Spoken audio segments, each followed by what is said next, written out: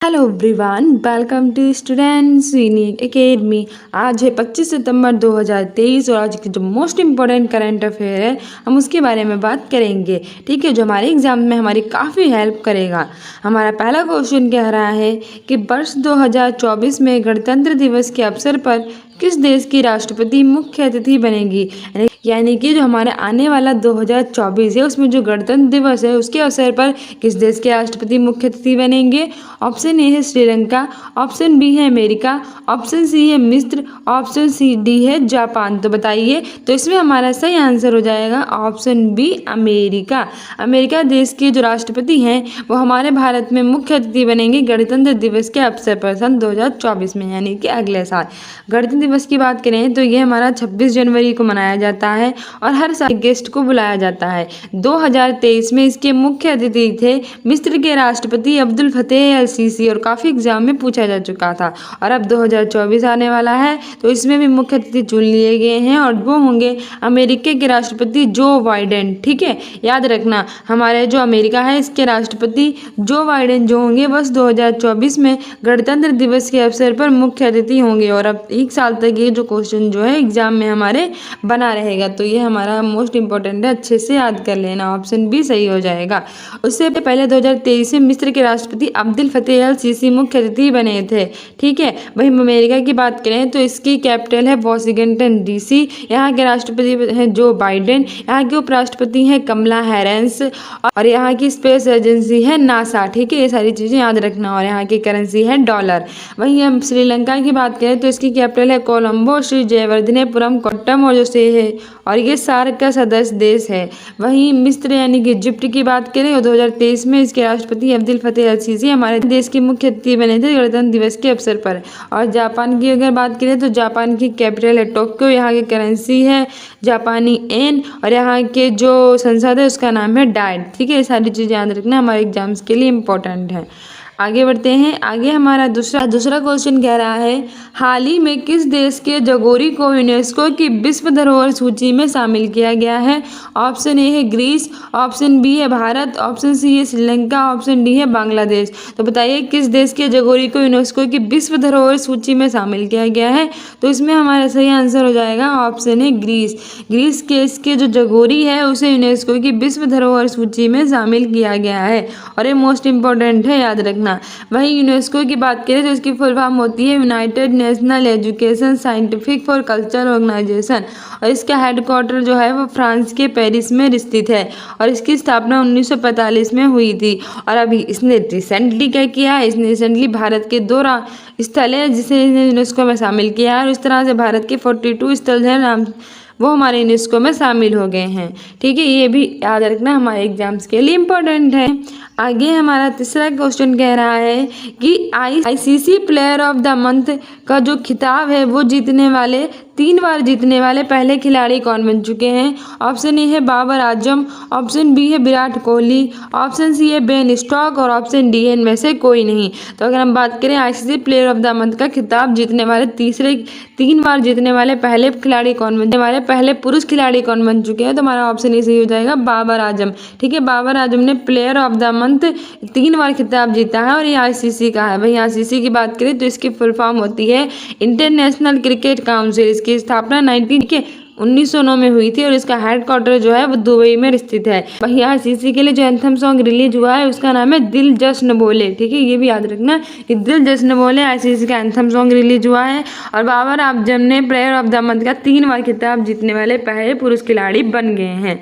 आगे बढ़ते हैं। आगे हमारा अगला क्वेश्चन कह रहा है कि उड़ीसा राज्य के विधानसभा की पहली महिला अध्यक्ष कौन चुनी गई हैं। तो ऑप्शन ए है प्रमिला मलिक, ऑप्शन बी है doctor Nandini Gupta, option C है लीना कुमार, ऑप्शन डी है इनमें से कोई नहीं। तो बताइए उड़ीसा राज्य के विधानसभा की पहली महिला अध्यक्ष कौन चुनी गई हैं। तो इसमें हमारा सही आंसर हो जाएगा ऑप्शन ए प्रमिला मलिक। जो प्रमिला मलिक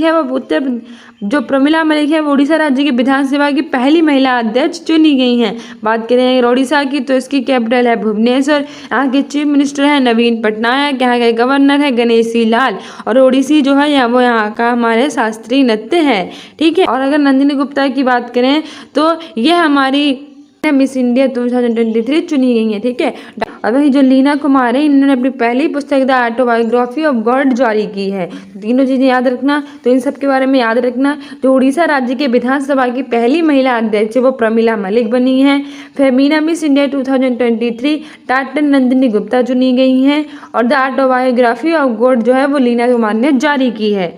आगे बढ़ते हैं। आगे हमारा 5वां क्वेश्चन कह रहा है कि हाल ही में प्राकृतिक खेती को बढ़ावा देने के लिए किस राज्य ने मोबाइल वैन कार्यक्रम शुरू किया है। हमारा मोस्ट इंपॉर्टेंट है करंट अफेयर का।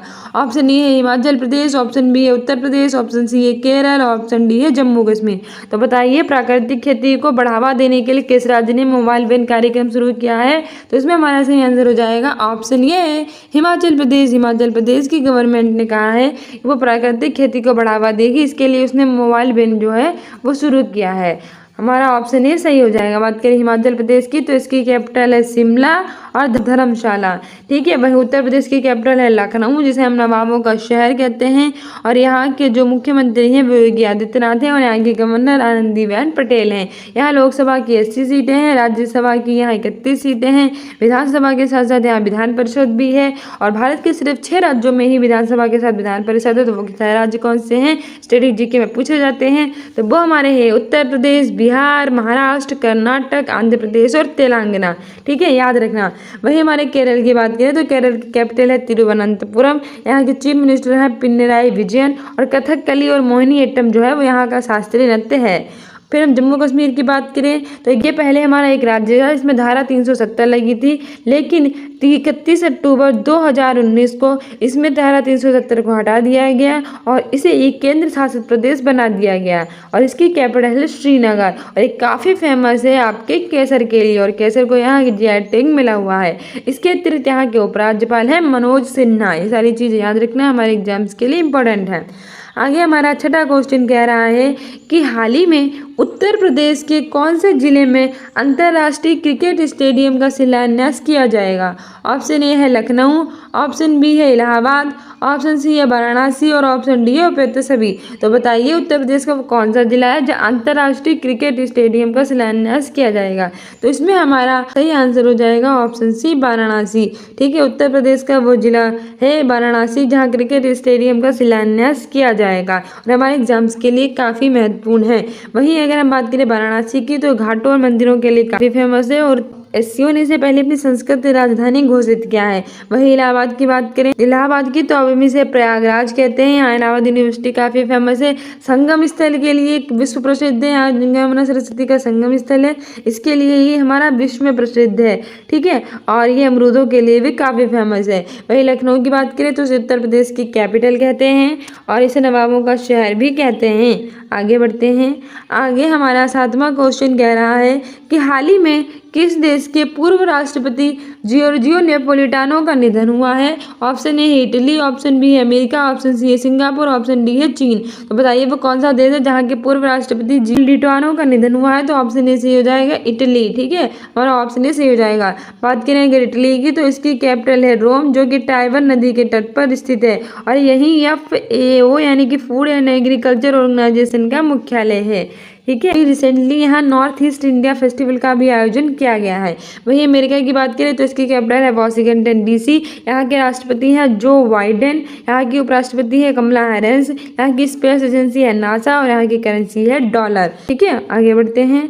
आगे हमारा अगला क्वेश्चन कह रहा है 8वें नंबर का कि हाल ही में किस देश की संसद ने 1000 साल पुराने एलियन शवों को प्रस्तुत किया है। ऑप्शन ए है अमेरिका, ऑप्शन बी है मैक्सिको, ऑप्शन सी है मिस्र, ऑप्शन डी है ब्राजील। तो बताइए वो कौन सी देश की संसद है जहां 1000 साल पुराने एलियन शवों को प्रस्तुत किया गया है। तो हमारा ऑप्शन बी सही हो जाएगा मैक्सिको।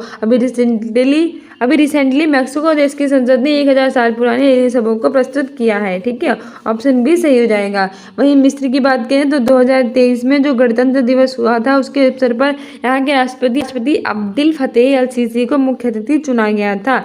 ठीक है, वहीं जो अमेरिका है यहाँ के राष्ट्रपति जो बाइडेन को 2024 में गणतंत्र दिवस के अवसर पर मुख्य अतिथि चुना जाएगा। ठीक है, आगे बढ़ते। वहीं जो ब्राजील की बात करें तो 2024 के लिए G20 की जो अध्यक्षता है उसकी कमान प्रधानमंत्री नरेंद्र मोदी जी ने ब्राजील के राष्ट्रपति लूला डी सिल्वा को सौंप दी गई है। तो ये सारी चीज़ें याद रखना। आगे हमारा 9वां क्वेश्चन कह रहा है कि हाल ही में किसने गुजरात कॉनेक्स 2023 का उद्घाटन किया है? ऑप्शन ए है भूपेंद्र पटेल, ऑप्शन बी है द्रौपदी मुर्मू, ऑप्शन सी है गजेंद्र सिंह शेखावत, ऑप्शन डी इनमें से कोई नहीं। तो हमारा सही आंसर हो जाएगा ऑप्शन ए भूपेंद्र पटेल। हाल ही में गुजरात कॉनेक्स 2023 का उद्घाटन भूपेंद्र पटेल ने किया है। ठीक है, ऑप्शन ए सही हो जाएगा। आज की कैपिटल है गांधीनगर। आगे बढ़ते हैं। आगे हमारा 10वां और आज की करंट अफेयर का मोस्ट इंपॉर्टेंट और लास्ट क्वेश्चन क्या कह रहा है, चलिए देख लेते हैं। अब हम 20वें राष्ट्रीय पुस्तक मेले की मेजबानी कौन कर रहा है?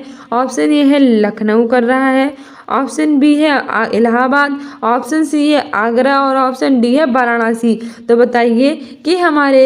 बताइए हाल ही में 20वें राष्ट्रीय पुस्तक मेले की मेजबानी कौन कर रहा है? तो ऑप्शन ए सही हो जाएगा लखनऊ। ठीक है, हाल ही में जो 20वां राष्ट्रीय पुस्तक मेला है उसकी मेजबानी लखनऊ कर रहा है। और लखनऊ जो उत्तर प्रदेश की कैपिटल है, इसे नवाबों का शहर कहते हैं।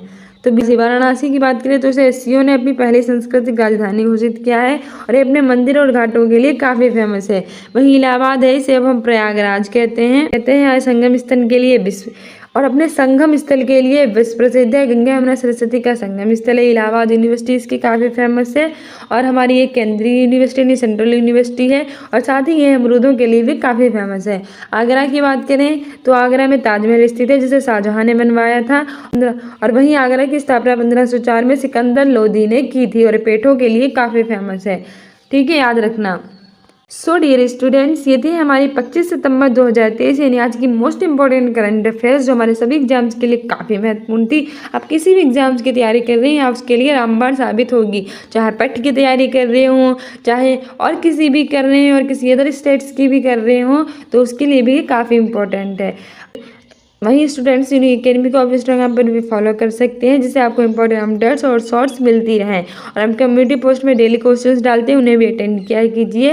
और अगर आप में से कोई भी UPSSC पेट की तैयारी कर रहा है तो हमारी रात के 8 बजे चलने वाली इंपॉर्टेंट सीरीज़ को देख सकता है। हमारी काफ़ी सीरीज हो चुकी है और प्रीवियस ईयर का पेपर भी हो चुका है। ठीक है, वो सारी चीज़ें अटेंड कर लीजिएगा। इसके थ्रू आप हमारी ये करंट अफेयर भी देख सकते हैं। I hope you like this video. If you like it then like, subscribe and share. Thank you.